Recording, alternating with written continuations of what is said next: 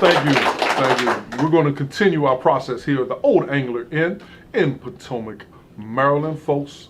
As part of our Mortgage Corner, we talked a little bit to the CEO of Westar Mortgage. We're going to talk to someone who is on the ground a little bit more, one of the actual broker dealers for Westar Mortgage, but you know what? She's going to tell you the exact terminology for who she is and what she does. But I first want you to join me in welcoming back to the set Mr. Selvin Palmer Wilbur Skipper.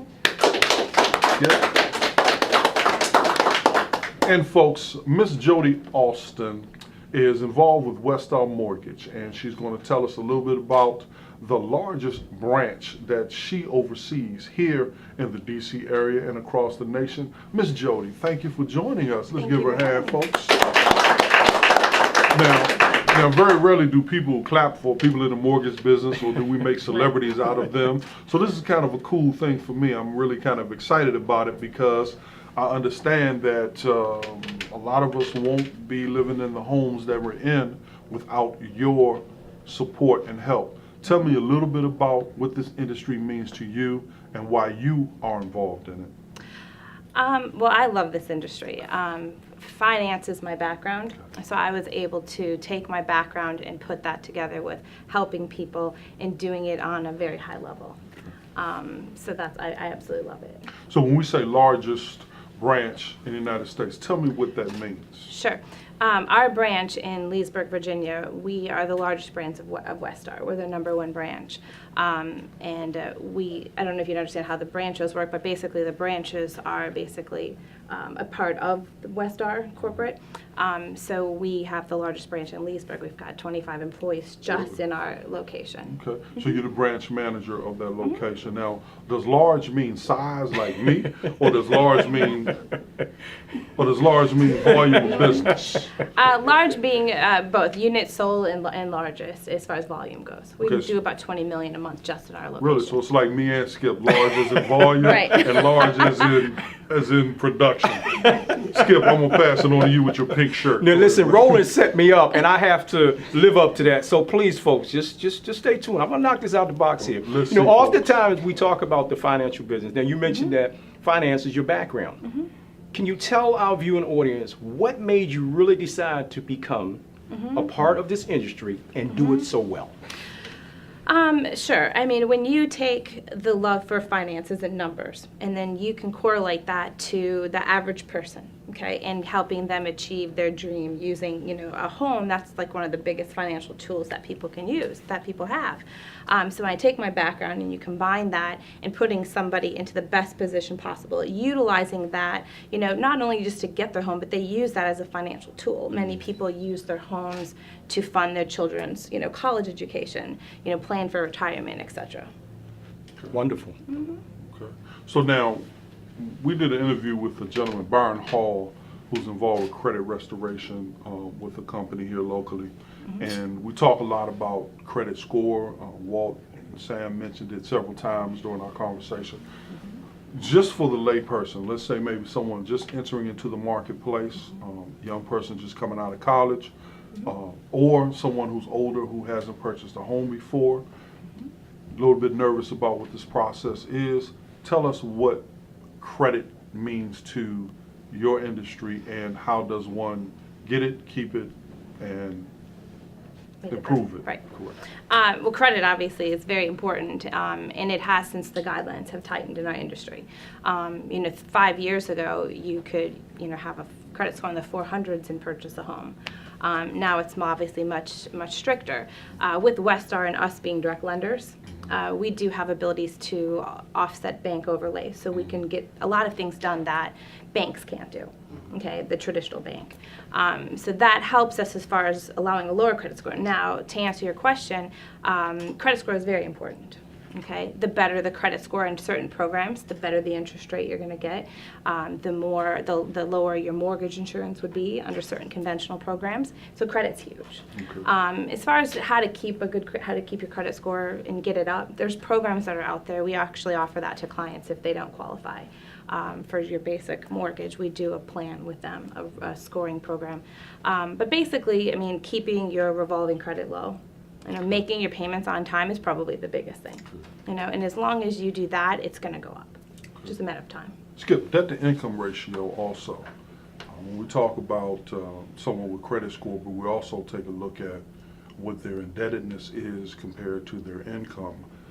How important is that to a person obtaining a home? Well, it's very important. I mean, when I was a loan officer and I did work in the finance industry for about 7 years, a lot of the potential clients that came to me, that was one of the first things that we looked at, and maybe you would differ with me on this, but if your debt, if you're paying out more than what you're taking in and you're trying to get a mortgage, that's probably not going to work.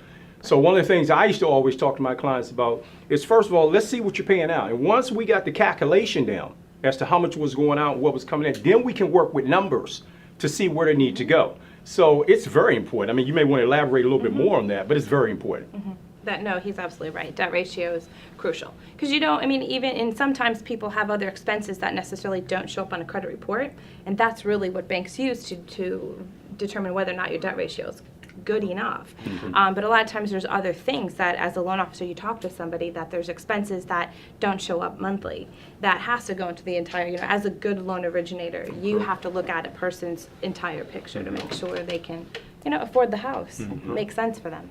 All right. Hey, folks, Roland Grimes. Roland Grimes, Not Just Sports Entertainment Show. We're going to take a station break, commercial break. I'm going to get a fat burger and some fries here at the Old Angler Inn. And we'll be back shortly with Ms. Jody Austin. We're going to talk a little bit more about this mortgage industry. Sit tight. We'll be back in a few. Thank you.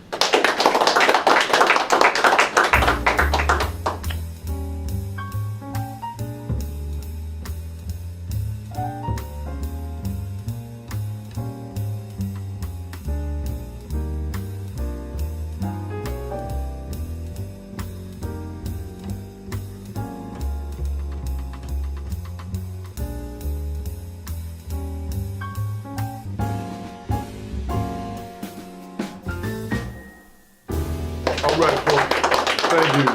Thank you. These folks are getting calluses on their hand from all the clapping, so I'm going to give them a little break from that. Once again, back at the Old Angler Inn here in Potomac, Maryland, with my good friend, Mrs. Jody Austin, as we're talking about mortgages here on the Mortgage Corner of the Roland Grimes, Not Just Sports and Entertainment Show. Jody, got a question for you. Hey, look, someone comes to you. They have these dreams. Right now, they have these goals, obtaining a home. However, you guys take a look at them and you see that maybe they're 6 months, a year, maybe a couple of years away from where they need to be, just move to the area, just start a new job, whatever the case is. Now, there's two approaches. I'm going to make them real simple. There are the loan officers who say, okay, I see you. When you're ready, call me back, holler at you later, kick you out the door, maybe you show up, maybe you don't. And then there are those who try to keep a connection, do some consulting. How do you play? Yeah, you do. I mean, the way that we look at it is every person that we speak to is an opportunity for a relationship. So if it's someone that you can't help today, it's just, we always tell people that because they're upset when they can't get a loan right now. So the way that we tell them, we're on the same side as you. We want to help you. We'll keep in touch. We'll walk you through the process. It's not a forever thing. It's just temporary until you can get yourself in a position to where you are able to do something. We take that approach for purchases as well as refinances. Great. Yeah. Now, obviously, with what you all do from a mortgage standpoint, you are a big player in that picture. But along with being a big player in that picture, you have some other parts that are very important, like the title company, like the real estate agent. Can you talk a little bit about the relationship there and how it empowers itself to be a part of what you all do, and collectively as a team, how you make that happen? Yes. We're big on relationships, whether it be with our borrowers or whether it is with our business relationships. Our title companies, obviously, you have to work in tandem with them to do the best service for the borrowers. And then as far as real estate relationships with realtors, we actually have a very big push right now that we're doing in building that relationship, making it a two-way street. We don't believe in just, like us, so you send us business. We actually do a lot of business development with our real estate partners. Okay, growing them and growing us and growing the entire experience. Great.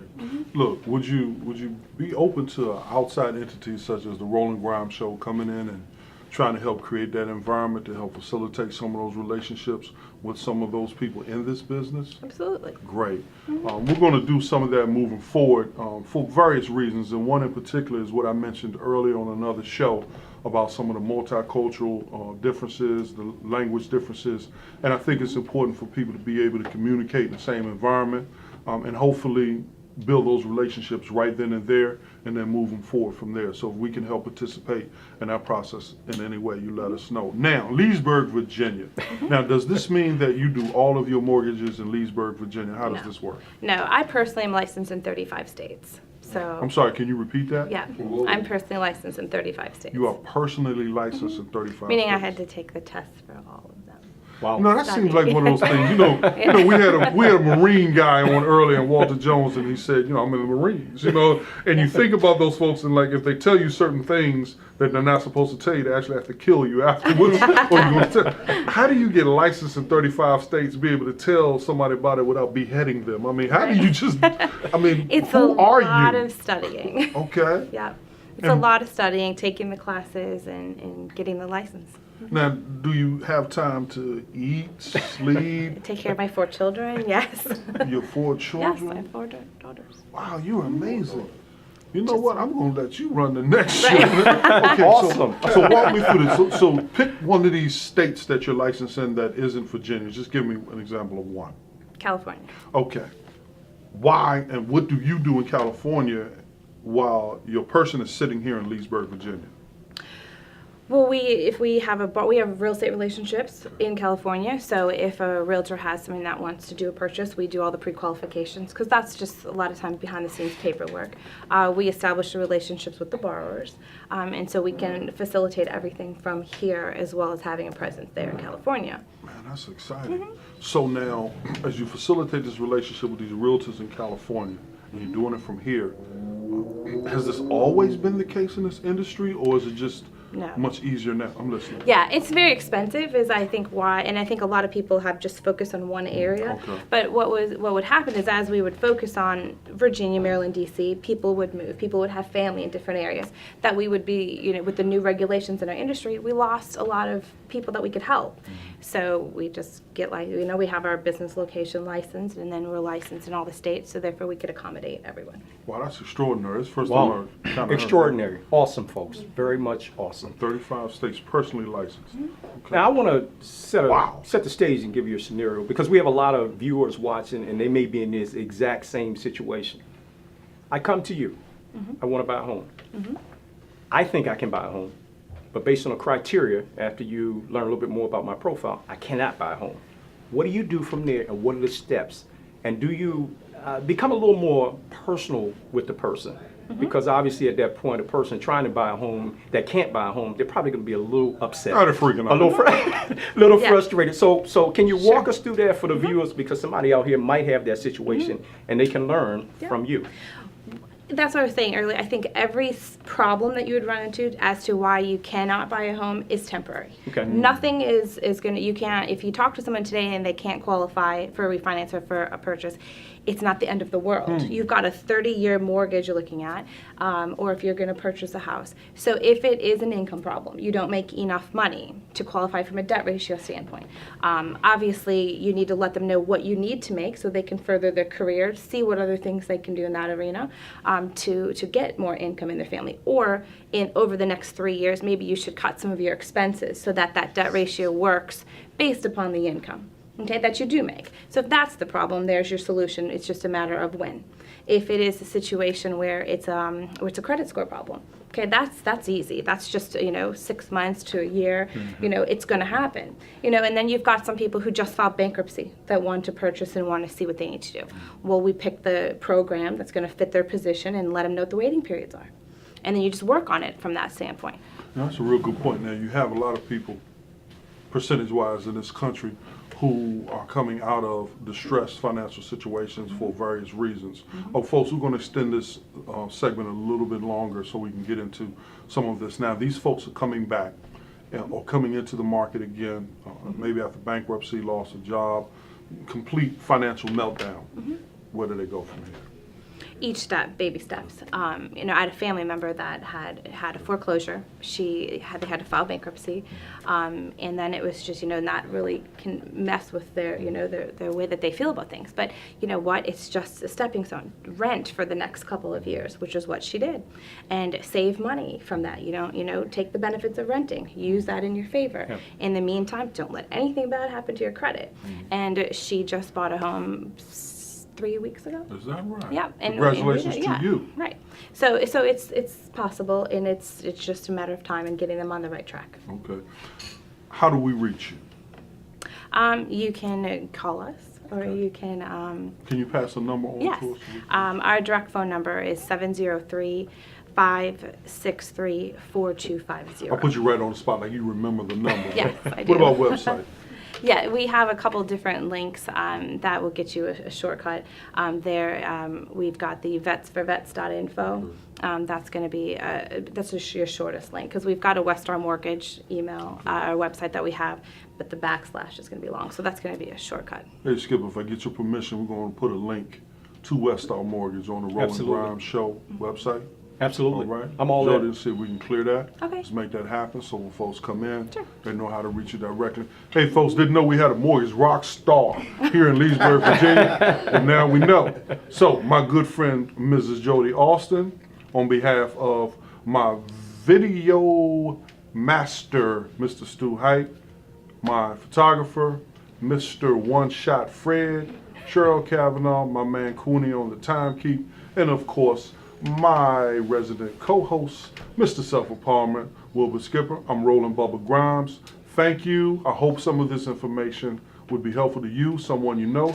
Log on to our website at rgsportsshow.com. Find out a little bit more about Jody and some of the people in her industry. Hopefully we can help you out along the way. Hey folks, take care. We look forward to seeing you soon. God bless. Wonderful.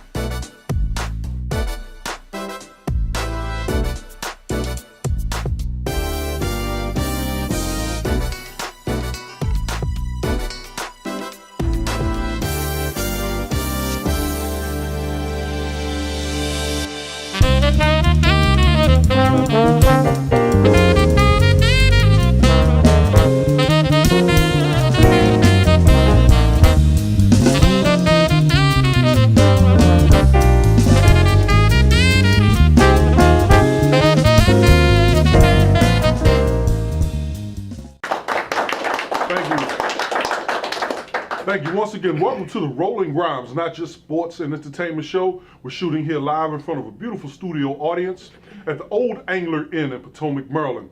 With me right now, I have a actual guest co-host, Mr. Wilbur Skipper, Mr. Self-Empowerment. I actually put him on hiatus for a little bit. He's sitting in the background right now trying to learn how to work the camera. Hey, Skip, great job.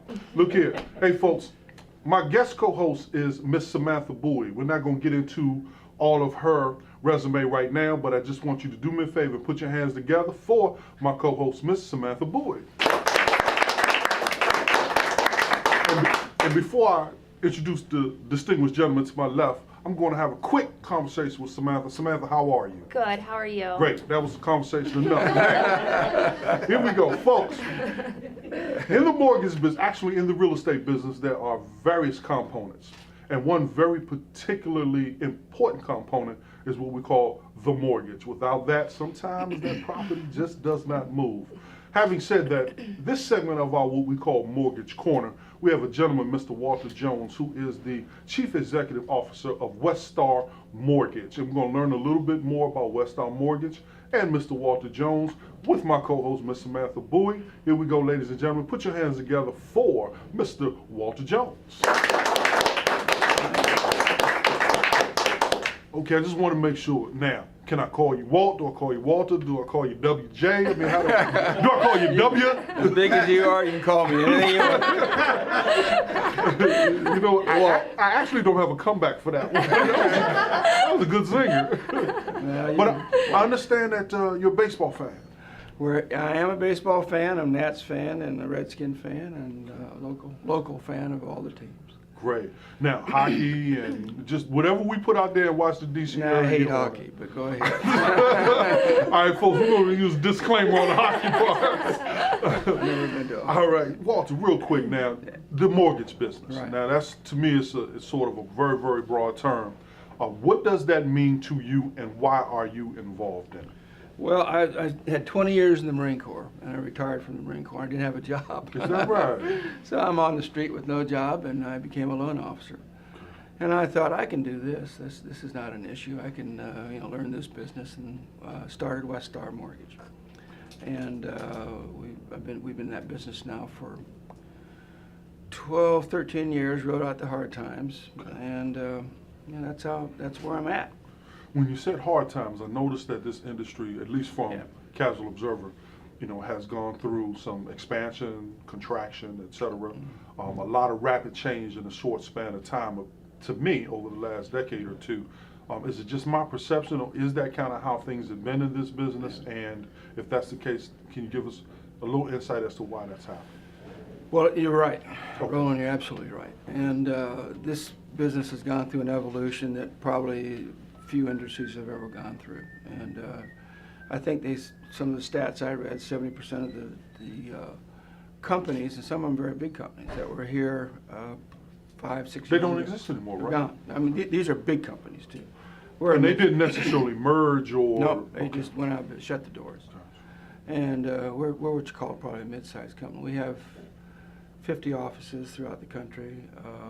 We sell straight to Fannie Mae and to Ginnie Mae and Freddie Mac. So we're a mid-sized company that operates kind of as the same as Bank of America or whoever mortgage operates at. So it's been a tough go. We had a hard decision about 5 years ago whether to stay in business or shut the doors. And quite frankly, we scraped up enough money to make payroll and stay in the business, and it's the best thing that ever happened. Okay. When you say best thing that ever happened, tell me what that means. Well, it means that we're making a lot of money now. I guess that's the Okay.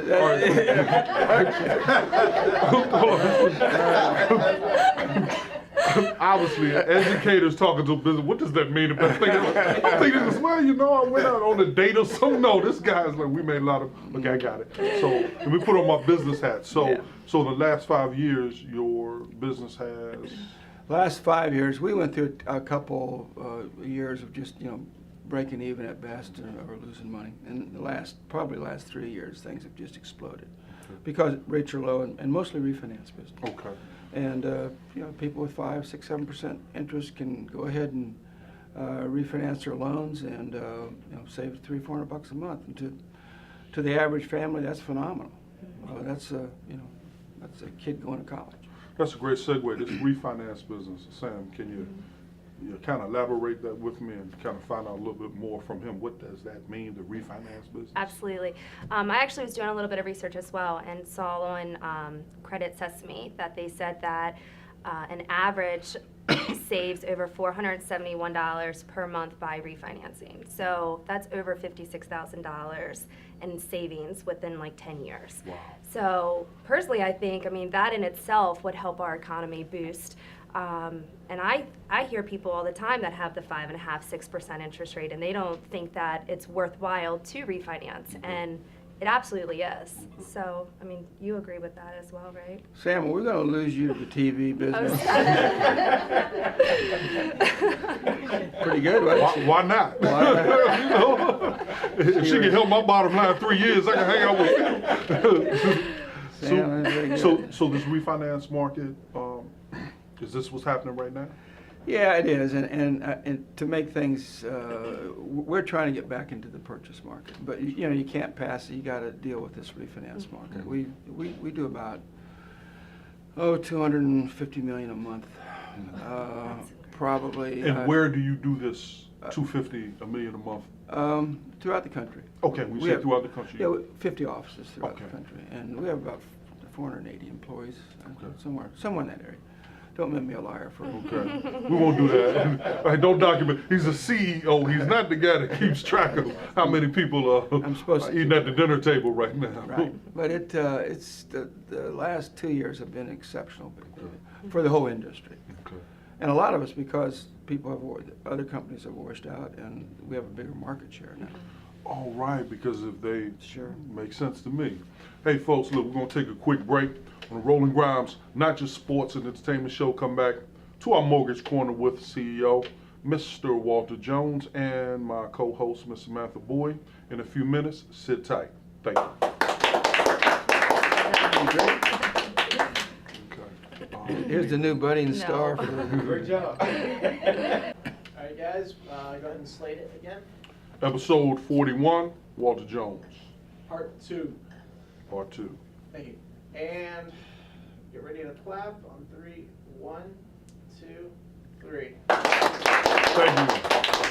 Hey folks, welcome back to world-class Old Angler Inn 5-star restaurant here in Potomac, Maryland.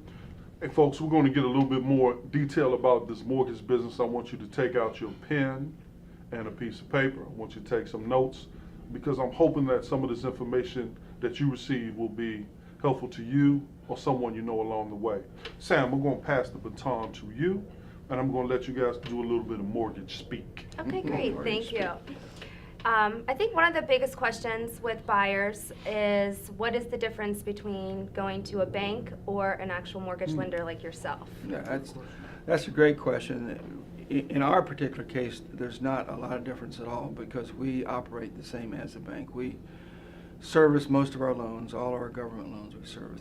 They're called Ginnie Mae loans. So in our case, very, very little difference. I will say this, that we have significant less overlays than a bank. For example, we see someone with a 650 credit score and a bank's credit scores are 680. But the 650 makes sense. We can give that person an opportunity to own a home. And a lot of the big banks, I don't mean to run this down, but a lot of big banks will not do that. Absolutely. So that's good. You Yeah. guys give, especially in our area, chances of owning a home of that American dream that other people Yeah. kind of will have to turn down, unfortunately. Right. And what makes a good loan officer?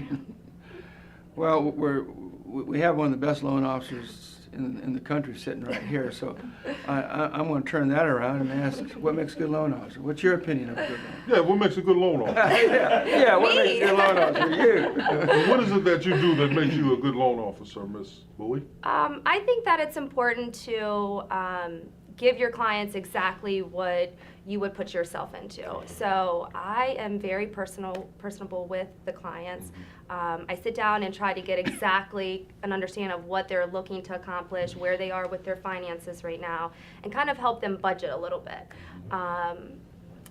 And I absolutely love my job because it is the most benefiting thing to see those people signing the papers and how, especially the first-time home buyers, and how happy they are, how hard they've worked to become homeowners, and again, living that American dream, and just the connections that you find with people. I mean, people are so interesting to me. So, you know, having multiple people that you're talking with every day and connecting with them is in itself. So if I come to you with expectations that are somewhat unreasonable, in other words, I want to buy this entire block, but basically I have some crackers and a spoon to make it happen. Are you going to help me I am. Okay. We're gonna get on a plan. I'm gonna tell you how you can get there, what we would need to have in position for you to get exactly what you want. Okay, super. Hey folks, real quick, I'm going to say this and then Walter, I'm going to have you jump in for me. Now, over the last several years, the mortgage industry has been criticized, critiqued, vilified, for lack of a better way to describe it, even villainized. I remember 10 or 15 years ago, there was a lot of conversation about the fact that a lot of Americans, especially folks who were minorities, et cetera, coming from non-traditional environments, were having trouble getting into homes. And then what I read shortly thereafter is that the mortgage business began to make some adjustments to help increase the opportunity for these folks to have home ownership, and began to become a lot more flexible in what they were doing. And then 10 or 15 years later, they were criticized for the very thing that they were doing to help these folks get into business. Now, that's just my perception. Walter, look, some of the criticism that the industry has been taking, some of the criminal charges, et cetera, putting folks into loans that they said that should not have happened. But I know that 10 or 15 years ago, we were complaining to our elected officials that these folks couldn't get into homes, so you had to create an environment for them to get into them, and then later came back and said, you shouldn't have done it. Now, that's my perception, Walter. I don't mind being wrong, but I just need to know from your perspective, is that kind of the way it went down, or what pieces of this am I missing? Well, I'll tell you, Roland, you may or may not like this answer, but I think guilty as charged. If you wanted a straight answer, that's it. There was fault at Wall Street, there was fault at the bank level, there was fault at our level, and quite frankly, there was as much fault at the consumer level. Okay. The consumer that had a no income, no asset type of loan went in and put down false income or false assets to get a home, to sell it, to flip it. That caused an enormous problem, as you know, in our industry, in our country. It was probably one of the single most big parts of the country having the problems that it had. But those and the other things stem from the fact that we just weren't regulated. We were just not regulated in any aspect of our business. Very little aspect of our business. Now we're probably over-regulated, which isn't, it'll settle somewhere. Right, course correct. You one end of the spectrum to the other, and then Right. somewhere in the middle. Moving forward, what do you Yeah. sort of envision for this industry? Well, there's a lot more regulations. I feel that what we're seeing now is, the issues of minorities, the issues of putting people in homes that need a first chance to do it. I think we're good at it, and I think the default rate has gone way down, way down. Right. Our average credit score for an FHA loan 5 years ago was probably, and I'm just pulling this off the top of my head, about 600. Our average credit score now is about 730. Okay. So consumers are doing some things. Consumers are doing as a well. lot to correct it, and a lot of people are getting in homes now are serious buyers that want to get in a home and stay in that home. Okay, we're going to extend this segment just a little bit, Cooney. My timekeeper, do me a favor, just hold tight. I want to get into this aspect. You just mentioned about the diverse market, Yes. minority market, however Right. you describe it. Well, Right. this is what's happening now, if I see this correctly, that if you're doing business in 50 different markets, so to speak, so let's just say you're licensed in all 50 states. Right. Obviously, it's a very, very diverse market, both culturally and linguistically. So what would you suggest, or what are you doing, or what are folks within your company and your industry doing to help to accommodate the needs and interests of folks who are coming from a totally different culture, Right. maybe a totally different geography, and also some of the language barriers that exist? What can we do to help bridge the gap? Well, we have a very diversified loan officer base. Okay. Maybe a couple hundred loan officers that speak Spanish, that speak maybe Asian languages. So from that aspect, if someone is primarily a Hispanic bar that has a limited language, we'll try to marry them up with an Hispanic loan officer. Okay. That speaks the language, and Asian languages perhaps are a little bit different. Right, because you have different dialects within. Different dialects, For yeah. sure. So, Hey, folks, many years ago, when you applied for a mortgage, you may have had to do 6 or 7 different loan applications for each lender that you were applying to. Well, somewhere along the way, they came up with this uniform resource, so to speak, where you basically filled out one sheet of paper, or we filled it out online, and then that could go to every mortgage company that you wanted to try to get a loan from. Well, we're hoping, and I'm hoping here on the Roland Grimes Show, that we do some similar things in relationship to this cross-cultural and multicultural market, as well as this multi-language market. It's going to be a little bit tough, I understand that. But one great thing about the technology is that we can capture a lot of it, and people can just point and click and pull that resource that fits them without having to deal with as much paper. Hey folks, we're going to come back to our final segment of the Mortgage Corner with Mr. Walter Jones. Sit tight, great audience. We'll be back in a few minutes.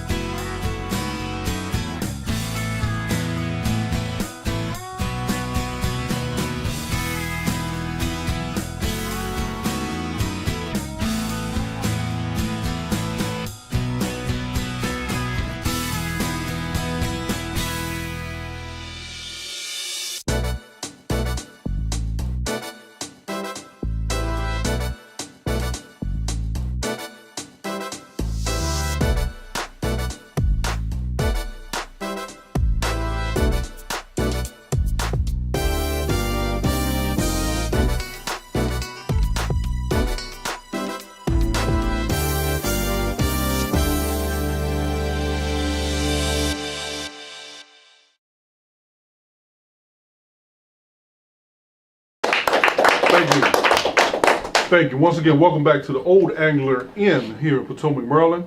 I'm your host, Roland Bubba Grimes, here for the Roland Grimes, Not Just Sports and Entertainment Show with my co-host, Miss Samantha Bowie, and our guest, Mr. Walter Jones. And Samantha, we were having a little conversation off camera a little bit earlier, and we're talking a little bit about these buyers as they come into the market.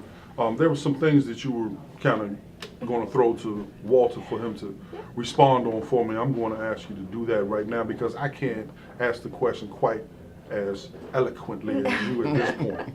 Yeah, so we were talking, and I was just explaining that, you know, the signs are in the market showing that it's definitely strengthening. The top 20 largest cities in the nation show that the prices are up 1.5% since in July.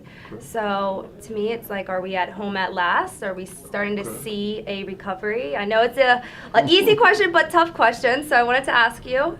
Are we back in Kansas? Roland, I didn't know your middle name was Bubba. Roland Bubba Grimes. Okay. I know you, Samantha. To answer your question, yes, we may have arrived. And there's not a lot of people at the train station to greet us, but we're there. It doesn't look like in this area in particular that that properties are still going down. And we see a pickup in the purchase business, which is, to me, the real sign, and a pickup in the construction business. Yeah, absolutely. So I think at worst case scenario, it's starting to level off, and that's good. And I heard that some, business analysts have said that the banks are starting to get a little bit easier, friendlier, and you agree with that as well, seeing that? Yeah, I think so. I think there's a lot of initiatives out there that are going to let the banks get easier and loosen up credit, because it's been very, very tight here in the last couple of years, as you know. We have a couple of mileposts that are on the horizon. One is, I guess, the Aztec or Mayan calendar says that we're all going to be swimming come January. The second thing is and probably more significantly at this point, you have an election coming up. Do those kinds of things, let's talk more about the political landscape and maybe some of the other things that are going on sociologically. Do those things really have an extraordinary, extreme, or pivotal impact on what happens in this mortgage market, or is it not quite as much of a harbinger as I think it is? Well, the first one does about swimming. So if we're all swimming, then let's don't worry about mortgages. But the second one, the political landscape, without being political, which I am, but without being political, I think... Sorry, I gave you that one. Yeah, that's good, actually. I think these last 4 years have been okay. I'm sure you'll find a lot of people that will disagree with that. In fact, I know you will. But the issue that I see coming up is whether whoever wins the presidency, and I'm assuming that's what we're talking about, Yes. is going to be faced with the same set of issues. And those issues are jobs. No one's going to be buying homes without jobs. And interest rates have got to stay low. And the interest rates staying low is definitely within the Fed's control. It looks like that's their intention. And the jobs seem to be getting better. Yeah, I'm noticing that as well, at least in some of the reports that I've read. Now, as you do business across the country, and you talk about interest rates, different business environments, do we find extreme differences between what happens on the East Coast, Midwest, West Coast? Tell me about some of those differences. Yeah, we do. Example, we have offices in Iowa, Des Moines, Iowa, which had a serious, a couple big companies laid off a lot of people, and foreclosures are probably a little higher there than they would be here. The East Coast seems to be picking up. We do a lot of business on the West Coast. They hit the bottom the quickest, and they're probably coming back up. So it looks, but across the country, from our perspective, which is very limited, it looks that rates are staying low and business is picking up. Now, do population shifts, and I'm not sure if this is a fair question to ask, but I'm going to ask it, do population shifts make a big difference in terms of the buying and selling market? For example, I've read someplace that the Washington, D.C. area may be absorbing somewhere in the neighborhood of another 1 million people over the next decade. The southeast quarter of the United States just had a major population boom, and maybe it's receding a little bit now. I think Idaho and Montana is probably going to stay a little bit stagnant pretty much right now. But do population shifts really have an impact on that industry? And in what way does it? Well, probably a micro example of that is government employees that have been transferred to the Fort Belvoir South The area. bases, right? The bases. I mean, that area booms. And the D.C. area has always been a good area because of the government, but federal government. But now I think that's a very steady area. Yes, to answer your question, it has an enormous effect. Okay. And I actually think, to piggyback, the good thing in our area that's really helping the buyers is that our rent is so high in this area. So a lot of our buyers and first-time home buyers' good point. mortgage payments are less than what they're paying in rent right now. So that's really, I'm so blessed to be able to service the business in this area because of that reason. A lot of other areas kind of struggle with that because their rent is so much lower than a mortgage payment would be. It's my observation. It's a very interesting point. So if the rents are higher in a particular area, then it's closer to where a mortgage would be. So for the same, almost for the same dollar. Absolutely. Okay. So that's, hey folks, you all need to move to the DC area where the rent's higher, so it's easy to buy. Hey folks, look here, we're going to be talking a little bit more with some very distinguished guests. We had Mr. Gary Clark on a little earlier. We're going to bring him back. We're going to take off our suit jackets. We're going to get into some other conversation. Folks, Mr. Walter Jones is the CEO of Westar Mortgage. Does business in 50 more markets throughout the country. How do we find you? Well, you can, our telephone number is 703-643-1002, and our website is westarmortgage.com. Okay, great. And we're going to put that on the caption at the bottom of the screen for you so you know where to find it. Hey folks, Mr. Thank you Matthew so much. Bowie. She'll be back if that's okay with you. Excuse me, I'm going to reach over you, Mr. Walter Jones. Thank you, sir. Enjoy the game today. Thank you. Go Nats and whoever they're playing. I think St. Louis. St. Louis. You do business in the Missouri market too? Go St. Louis. Go St. Louis. All right, folks, we're going to close out this edition of the Roland GRIMES, Not Just Sports and Entertainment Show. I'm going to bring my resident archaeologist, Mr. Self-Empowerment Wilbur Skipper, back. I don't know if I really want to let Ms. Bowie go for now, but life moves on. Hey folks, God bless you. I love you. Look forward to talking to you real soon. Stay tuned, and we will be in touch. God bless.